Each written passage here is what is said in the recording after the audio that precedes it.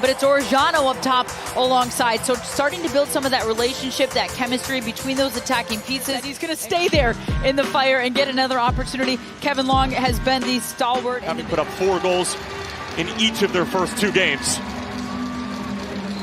But we are back under the lights here at TQL Stadium as we invite you to turn off the world and turn on the game. We're playing for 3 points in the Eastern Conference.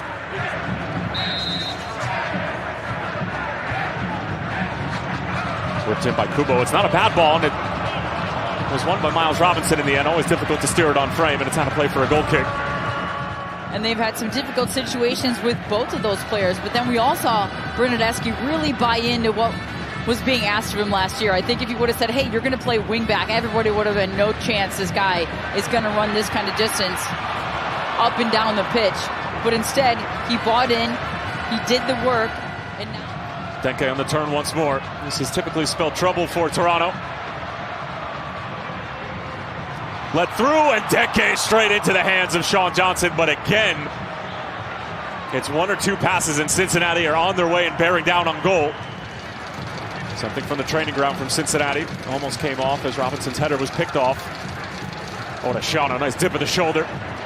He'll look to pull the trigger here, and in fact he does. Saved by Johnson, and it's off the post on the second effort. That was Corey Baird who rocked the woodwork, and Johnson keeping Toronto in the game. And now cooking on the other end. Bernardeschi gets the better of Alvis Powell. And the Jamaican got a touch to it. The Bailey is shouting for a goal kick, and they'll get it. Now this is more like it. When Orejano wants this on his left foot, and Spicer is doing his absolute best to stay with him stride for stride, but he creates a bit of separation.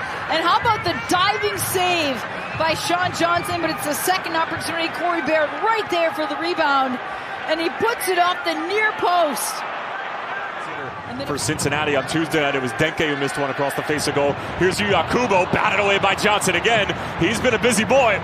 And Cincinnati, another deep throw-in as the orange and blue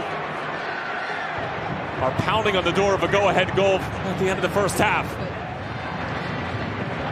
You'd have to think that Toronto will continue to gain confidence. Spicer growing into the game. Big switch over for Thompson, and Celentano has to get down to make his first save of the night. And Toronto not exactly working with a large budget either. So what you see is what you get for the most part with these 2 teams until they can clear some space as Orejano goes for goal and straight into the breadbasket of Sean Johnson. Rafael Buca and Orejano unloads again and had the interest once more of Sean Johnson. And you can tell the young Argentine is just calibrating. Giving away, Tao Nunga stepping through and stepping up. Denke, Kubo, Orejano.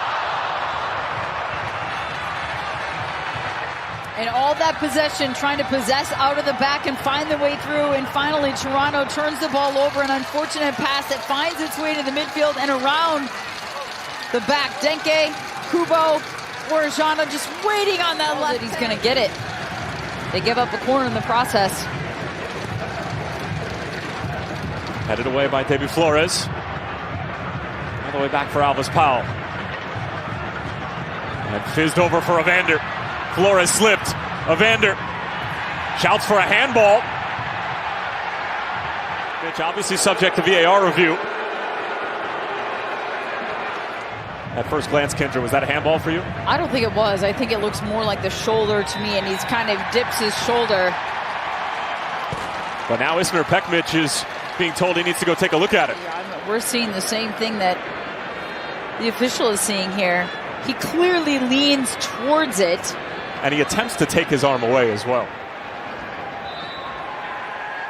After review, Toronto number 16 handled the ball inside the penalty area. The final decision is a penalty.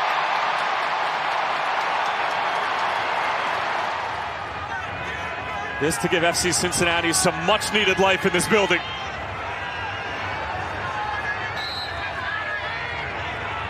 Kevin Denke scores! And TQL can roar again! A much-needed shot in the arm for FC Cincinnati. So well all night long, tracking back defensively. Gets called for the handball, and Denke makes no mistake about it. A little bit of a stutter step up to the ball. Sean Johnson dives to his left. Denke nearly right down the middle. And then Corey Baird is sent on his way. Stevanovic racing to get back in position in goal side. Baird helps it along. Evander pops out for Yuya Kubo.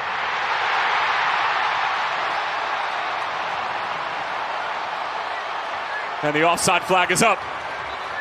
Well, and as this ball is kind of bouncing around and gets stuck in the feet of Santos and Evander, they're trying to find their way out. And got caught in two minds, and his touch was heavy. That's exactly what I was just. We spent too much time together. Yep. I was literally just going to say that. Kubo and acres of space over on the far side of the field, and what a ball from Evander for Kubo to be able to run onto.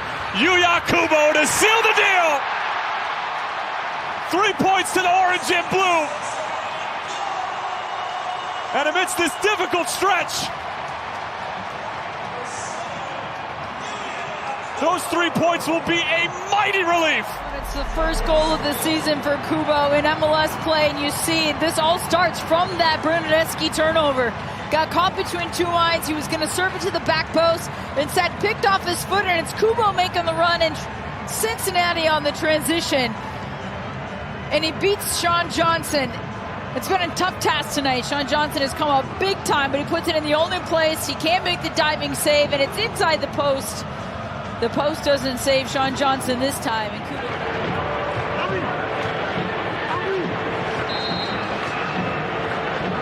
Brunelleschi hit it with plenty of venom.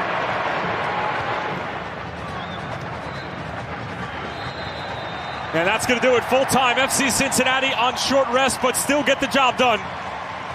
It wasn't necessarily aesthetically pleasing for Pat Noonan's side, but a penalty from Kevin Denke and then an exclamation point from Yuya Kubo